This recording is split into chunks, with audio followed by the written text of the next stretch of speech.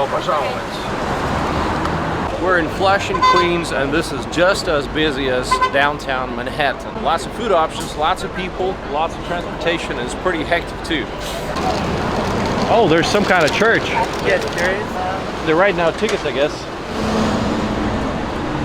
Hey guys, we're in Queens, Flushing. This is my friend Addy, and he's gonna show his apartment. Welcome to my apartment. I live in a 2-bedroom, 2-bath apartment in the Skyview Park complex in downtown Flushing. This is technically my bedroom, where I spend many nights by myself here. Exactly. Thankfully for my apartment and part of coronavirus, I've been fortunate enough to have a second bedroom, which I currently use as my office. But this is also a pull-out couch, which I can use for my guests. Like your workstation stuff? Yep.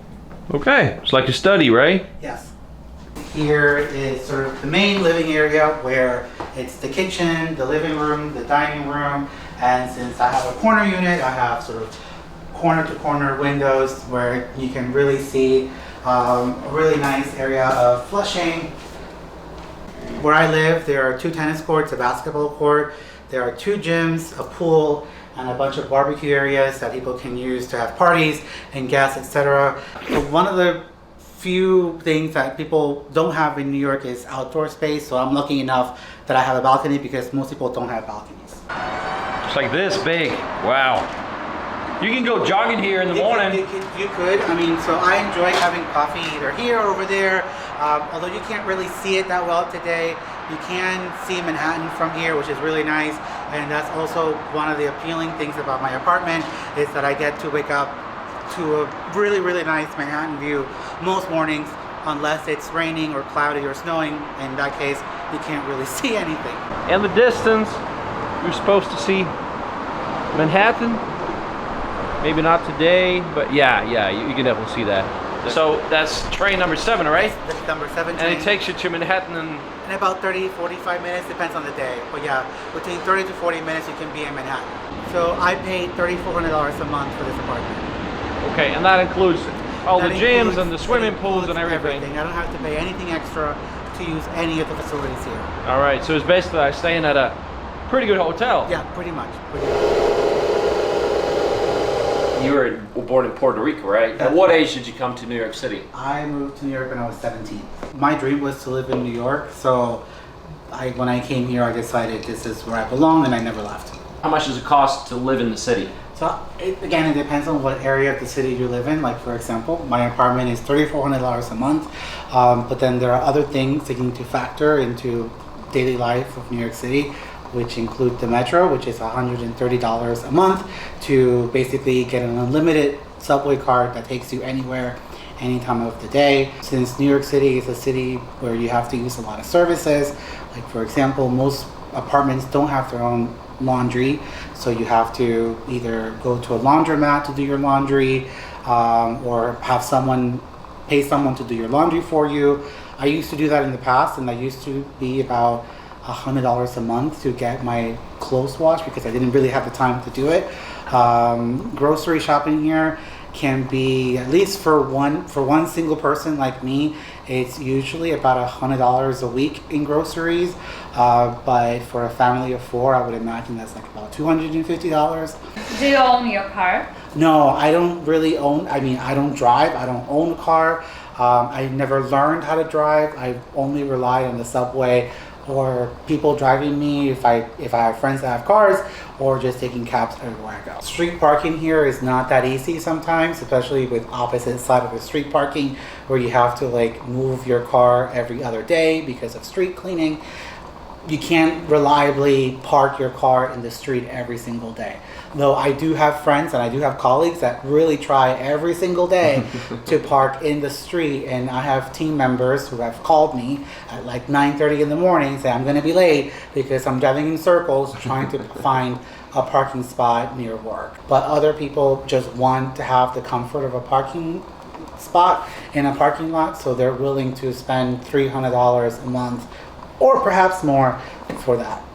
Addy, do you mind telling me about your career in New York City? Yeah, so when I first moved to New York, I went to college to study chemistry. Then after that, I got a PhD in biochemistry, but then I didn't really want to stay in that field. So eventually I ended up getting a job at Weill Cornell Medicine in the grants office, and ever since then I've worked in research administration, where I basically help the professors at my university manage and oversee federal money related to research, and I have a team of people dedicated to this. And for our department, which is the radiology department, we oversee somewhere around $20 million a year in federal dollars for research. I really like where I work.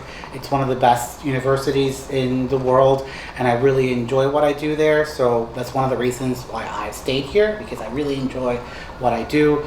But not only that, my dream growing up was to live in New York, and New York is a mecca of so many different things, and I can get on the subway and travel for 30 minutes, and it almost feels like I'm in a different country, even though I'm still in New York.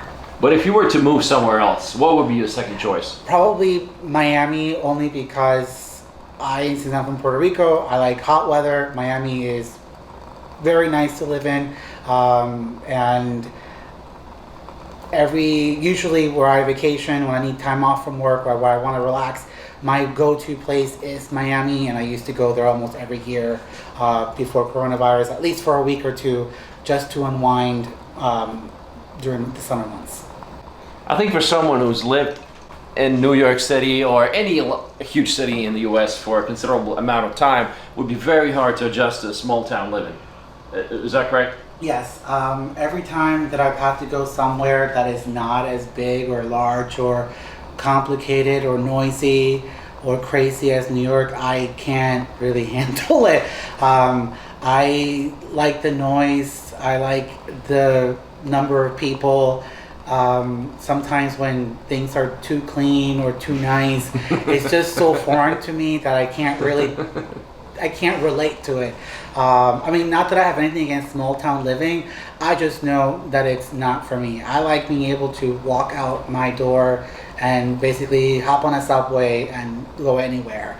I like the fact that I can walk down the street and see 10 different restaurants from 10 different nations with 10 different cuisines, and I can pick and choose what I want.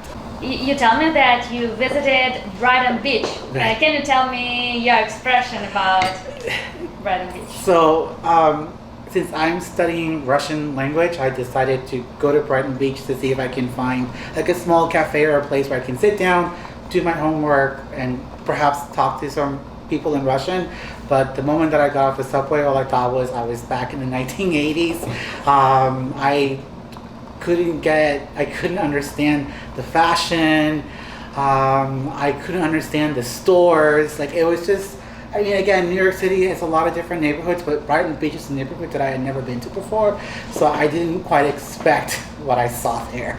But not that it was ugly, it was just kind of like a trip back in time with a lot of older grandmas just talking loudly to each other in the street and complaining about something that I didn't understand, or fighting each other. Because I remember walking by a store and they were all fighting to get into this store quickly or something. I didn't understand why, but they were all rushing to get into this store. So it was just a very different experience, but it was surprising but not shocking, because again, in New York City, you never know what you're going to see any given day. My impression is that New York is a collection of different ethnicity enclaves, right? Mm-hmm. So like Brighton Beach is just that one representing Ukrainians and Russians, but there's tons of others. Like Flushing area is mostly predominantly Chinese, mostly Asians, but predominantly Chinese, and so you'll find all of that all across the New York City.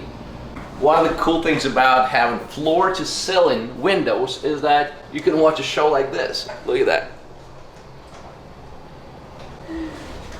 Oh, I just filmed the lightning! Oh, that was so cool.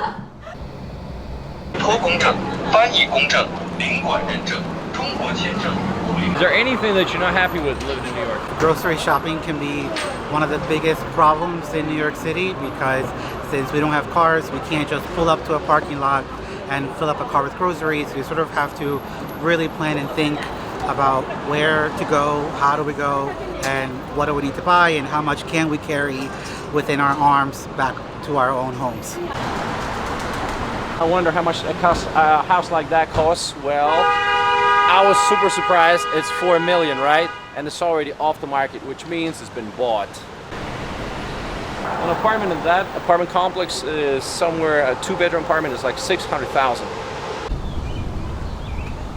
Everything's written in Chinese and Korean, so this tells you that there's a lot of Chinese people and Korean people living. And you know, this is a small booth where you can take a book and return a book, and as you can see, they're all in Chinese. 你好，你好，你好，你好。中国人吗？是啊，中国人，广州。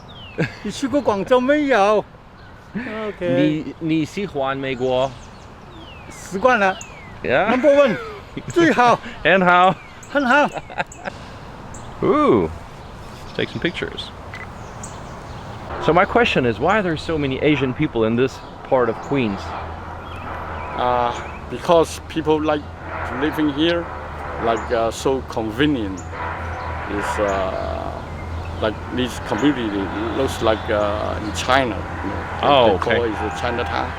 Feels like They Chinatown. Yeah, they can buy the Chinese food here, Chinese store here, and doctor here. Okay, and how long have you lived here?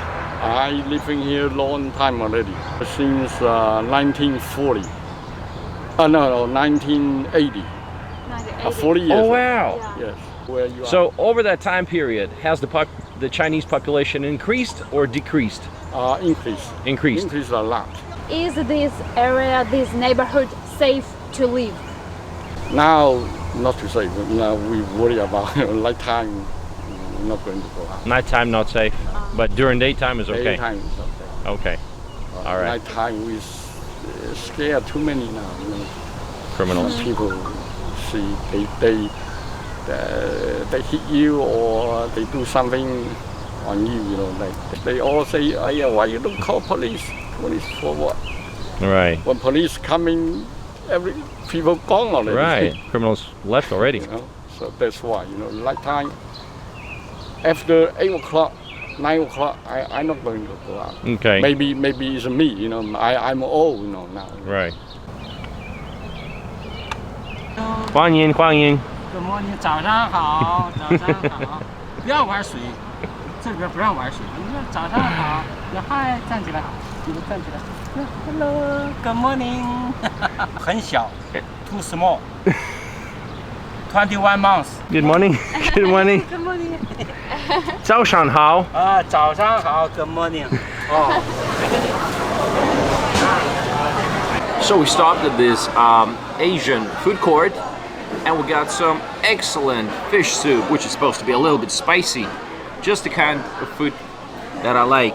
But I think there's been a communication problem because when they charged me $20 for one soup, which I ordered, I thought it was a little bit pricey, but they meant two. They saw that there was two of us and they gave us two soups, which is something we cannot finish in one sitting.